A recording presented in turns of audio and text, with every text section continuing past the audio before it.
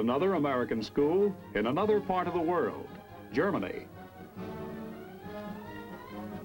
A stand full of students from the American high school in Heidelberg get excited over a meet with the local German team. It's a close race all the way, and they really go crazy as the runners pour it on coming into the finish. Here comes the winner, a lad from Heidelberg High. Sculling on the River Neckar is a popular sport, and competition with German teams tests the skill of these young Americans. Now, this crew gets their craft in the river to practice for next week's meet. In these sporting events, the youngsters, both German and American, get a real taste of that combination of individual and community achievement that is the essence of a sound democracy. Here, the whole individual is developed. In Germany, as in Japan, or wherever there are American schools overseas, the youngsters also enjoy a rare chance to absorb some of the culture of the people with whom they live. They see history with a new perspective. On their way to the American high school in Heidelberg, they stroll over the ancient Karl Theodor Bridge. At one end stands the beautiful statue of Pallas Athena. No textbook picture here.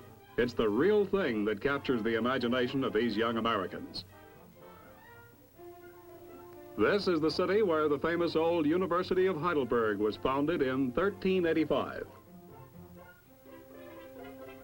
Another historic spot is the ancient arsenal of the Princes of the Palatinate. It was these sturdy walls that defied destruction and saved the town during the Orleans War.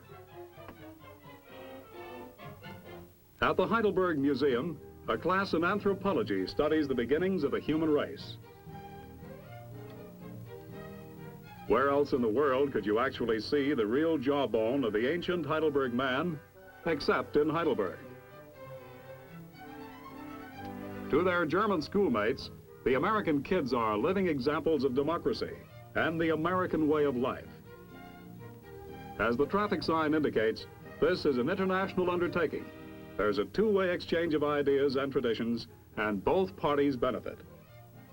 Back in the classroom, this new appreciation finds expression in courses from languages and history to mathematics and science.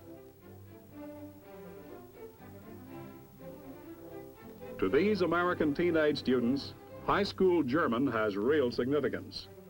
But again, this greater comprehension is an added feature to schooling overseas. For, as in Japan, the curriculum is basically that of the American school system.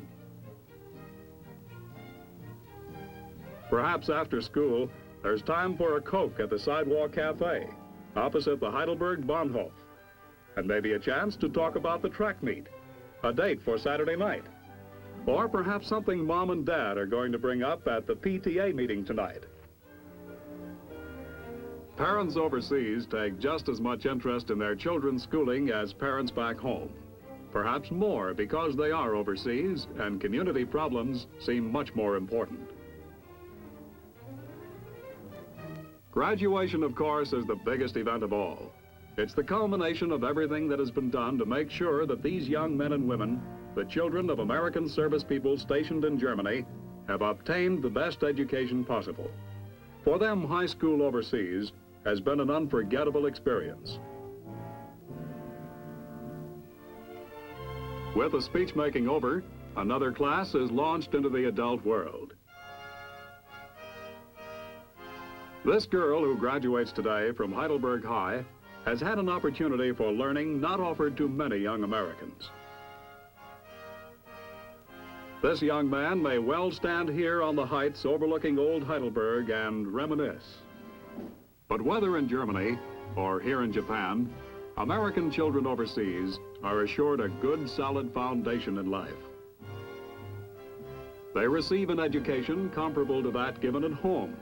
But in addition, they get a background in human relations and an understanding of other peoples and other ways of life that enables them to be more perceptive adults and more valuable citizens to the United States and the world. Just as in any town anywhere in America, there is the big dance that evening. As you watch the graduation party, you can't help but wonder if you are really very far away from home.